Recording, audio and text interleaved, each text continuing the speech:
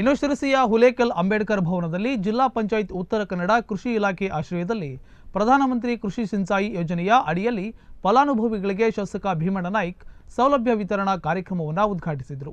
ಕಾರ್ಯಕ್ರಮ ಉದ್ಘಾಟಿಸಿದ ಶಾಸಕ ಭೀಮಣ್ಣ ನಾಯ್ಕ್ ಮಾತನಾಡಿ, ಅಡಿಕೆಯ ಜೊತೆಗೆ ತೋಟದಲ್ಲಿ ಮಿಶ್ರ ಬೆಳೆ ಬೆಳೆಯಲು ರೈತರು ಹೆಚ್ಚು ಆಸಕ್ತಿ ವಹಿಸಿ ಆರ್ಥಿಕ ಮಟ್ಟ ಅಭಿವೃದ್ಧಿಪಡಿಸಿಕೊಳ್ಳಬೇಕು.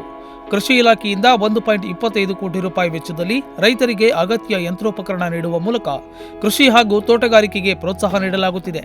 ರೈತರು ಇದರ ಸದುಪಯೋಗ ಪಡಿಸಿಕೊಳ್ಳಬೇಕು. ಯಂತ್ರೋಪಕರಣಕ್ಕೆ ಸರ್ಕಾರದ ಸಬ್ಸಿಡಿ ಪಡೆದು ಅದನ್ನು ಉಪಯೋಗಿಸಿಕೊಳ್ಳದ ರೈತರೂ ಇದ್ದಾರೆ. ಹಾಗಾಗಬಾರದು. ತಮ್ಮ ಕೃಷಿ ಚಟುವಟಿಕೆಗಳಿಗೆ ಸರಿಯಾಗಿ ಬಳಕೆ ಮಾಡಿಕೊಳ್ಳಬೇಕು ಎಂದು ಭೀಮಣ್ಣ ನಾಯ್ಕ್ ಕರೆ ಕೊಟ್ಟರು.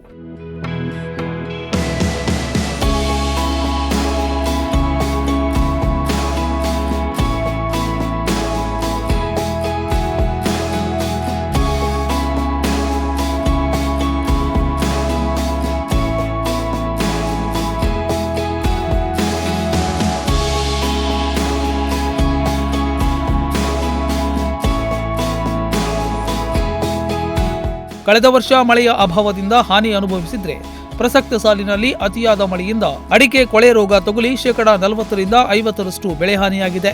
ಅಡಿಕೆ ಬೆಳೆಗಾರರ ಹಿತದೃಷ್ಟಿಯಿಂದ ಕ್ಷೇತ್ರದ ಶಾಸಕನಾಗಿ ಕೊಳೆ ರೋಗದಿಂದ ಹಾನಿಯಾದ ಅಡಿಕೆಗೆ ಗರಿಷ್ಠ ಪ್ರಮಾಣದಲ್ಲಿ ಪರಿಹಾರ ಒದಗಿಸಲು ಮುಖ್ಯಮಂತ್ರಿ ಭೇಟಿಯಾಗಿ ವಿನಂತಿಸಿದ್ದೇನೆ.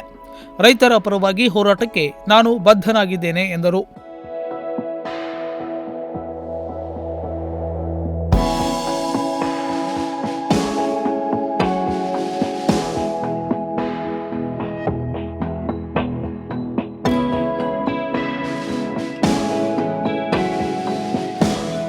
ಹುಲಿಕಲ್ ಗ್ರಾಮ ಪಂಚಾಯತ್ ಅಧ್ಯಕ್ಷ ಕಾಸಿಂ ಸಾಬ್ ಅಧ್ಯಕ್ಷತೆ ವಹಿಸಿದ್ರು.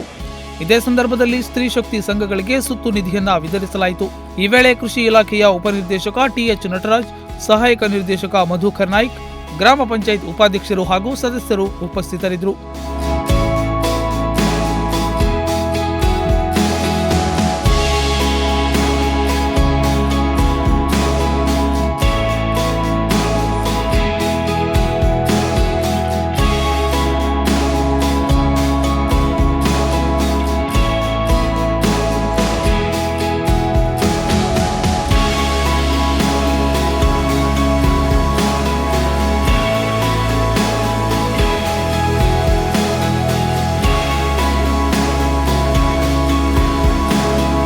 Nudisiri news desk, Sirsi.